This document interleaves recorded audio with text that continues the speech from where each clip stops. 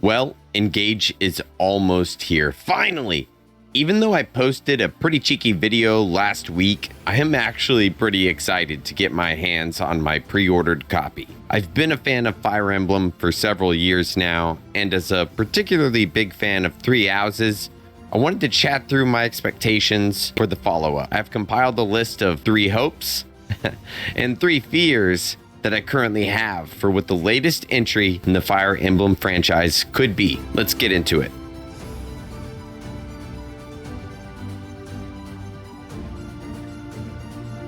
Combat looks mechanically like it will be really strong, possibly a franchise best. I'm really glad the weapon triangle is coming back as well, but I really hope that it will also feature maps with varied wind conditions. 95% of a Fire Emblem game is rout the enemy, and I would like to see more escape maps, fog of war maps, king of the hill scenarios, really anything other than kill everyone to make the tactics more rich. While we're talking about combat, we also have to talk about difficulty. Fire Emblem is a series where the trend seems to be going in the more casual direction, and I'm actually fairly worried that there won't be any modes for those of us seeking a challenge if this trend continues. Hopefully, with the focus on combat, this won't be the case. I love that the environments we have seen so far seem to feature destructible and interactive elements. Hopefully, this will also feature broadened landscapes we can fight on and engage as well. Give me a snowy backdrop, a sunlit mountain, or a spooky graveyard, stuff like that. It will be a welcome change of pace from Three Houses, which pretty much featured constant Germanic Gothic architecture or an open sunny field. With Engage's strong art style, I think it could really benefit from taking advantage of more beautiful scenery to fight on. From what we've seen, the dialogue and the plot seems kinda... The time has come! Now, as one, Emblem, engage! dumb. This appears to be a wild departure from Three Houses' approach to plot, which was largely very serious and dark.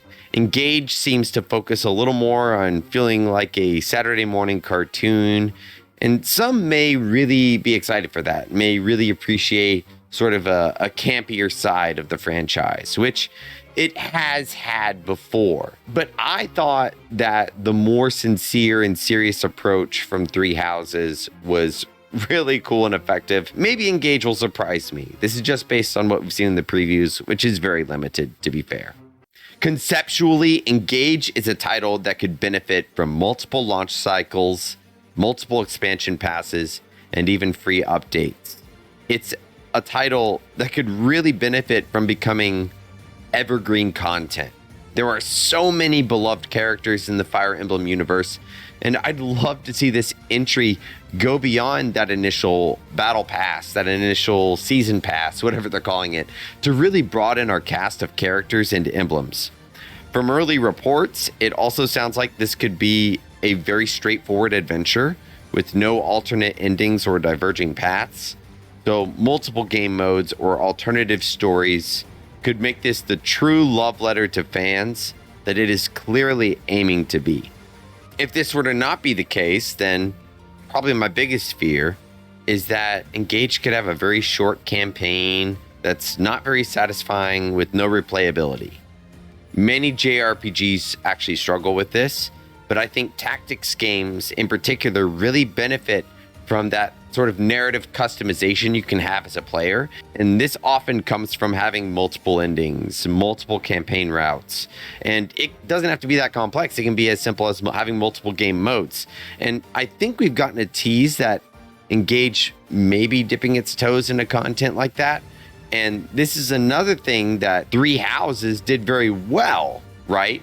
While being plot focused, had many diverging paths, many different endings, and it's not really a requirement, but if the first fear I mentioned, the unbalanced difficulty, ends up being an actuality, once you get the full narrative and there is no more challenging mode to approach, why would we return to the game?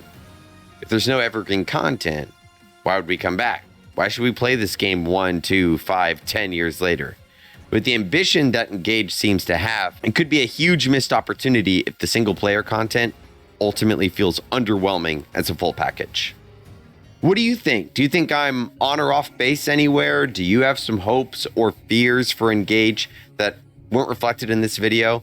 Leave a comment. I'm really excited for Engage ultimately. I'm always going to be optimistic until I can actually get my hands on it and form an opinion.